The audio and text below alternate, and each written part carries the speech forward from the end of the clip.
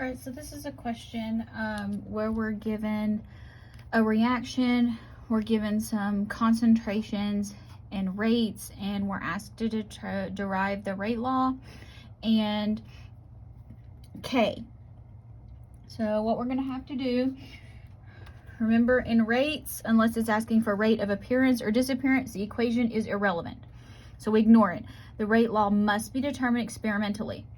So we got to work on each one of these reactants by itself. So I'm going to choose to work on NO first, my personal preference. So I need to pick two reactions. I'm going to call this reaction 1, reaction 2, and reaction 3. So when I'm evaluating NO, I want to pick two reactions where NO concentration is changing, but my other reactant is held constant. So here, that's going to be reaction 2 and 1. NO is changing and F2 is staying the same. I can't use 1 and 3 because they're both changing, and that's not going to be helpful. So what we need to know is we're going to do with rate 2 over rate 1 equals K NO2 of reaction 2 to the N power over K NO2 reaction 1 to the N power. It's kind of squished together, but all right, let's plug this in. The units are all going to cancel out here, so it's fine with me to just leave them off.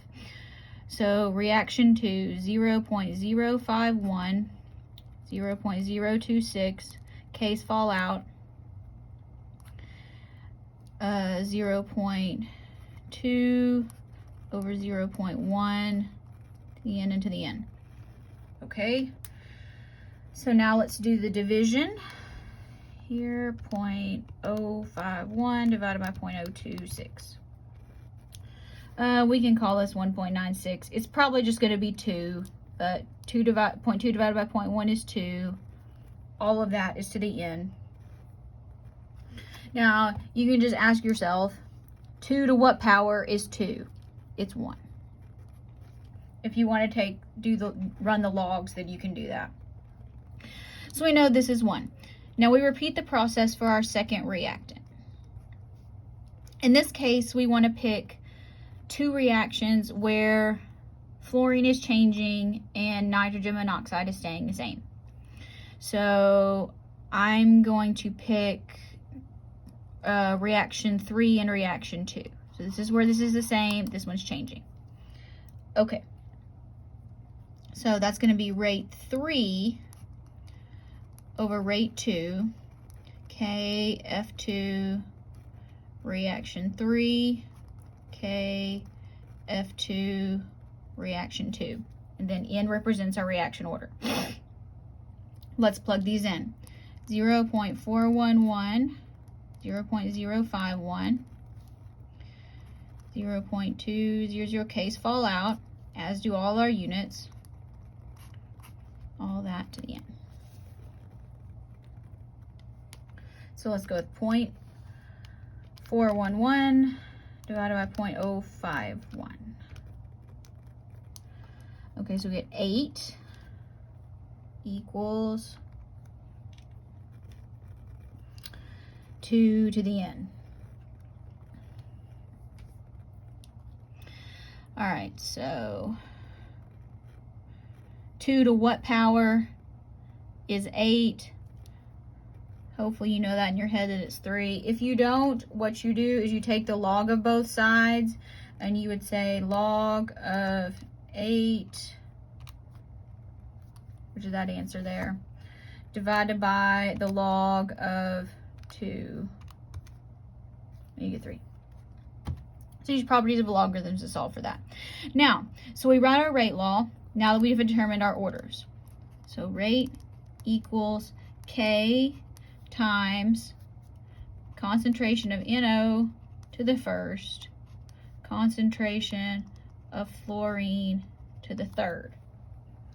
So if they were asking, this reaction would be first order in nitrogen monoxide, third order in fluorine, or we can have an overall order of 4.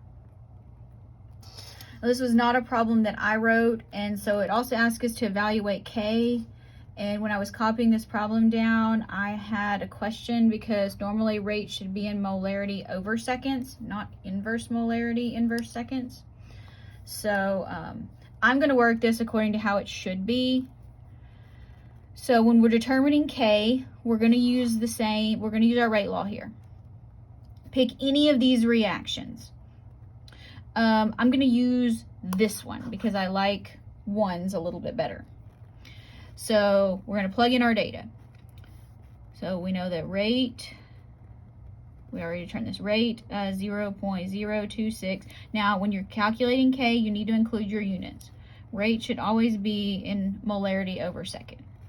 K, concentration of NO, 0.1. Put your units inside the bracket so you know your exponent there. Molar fluorine to the third. Okay, now copy back the left side.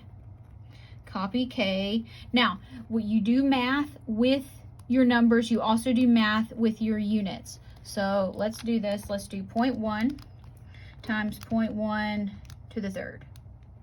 So 1 times 10 to the negative fourth. Or what's that, 0.00? So we'll just say 1 times 10 to the negative fourth. And then our units here are molarity to the fourth. So now to get K by itself, we need to divide both sides by 1 times 10 to the negative fourth molarity to the fourth. That's a little weird, right? Molarity to the fourth. So this goes away. So nothing we're left with but K. Now the easy part is doing math with the numbers. So copy your numbers. 260. Now what happens with the units? This is the same as molarity over seconds times molarity to the negative fourth, if that helps, if you like a horizontal approach. So seconds are going to be in the denominator no matter what. And then we're going to have molarities somewhere. So when you are dividing exponents, you subtract them. Or well, you subtract them. If you're multiplying them, you add them. So 1 minus 4 is negative 3, or 1 plus negative 4 is negative 3. So you get inverse molarity to the third, seconds to the minus 1. You could also write this as 260 over molarity cubed seconds. And again, that is assuming that the rate is reported in proper units. Otherwise, you end up with molarity to the negative fifth, which I don't like that. This should be the correct answer.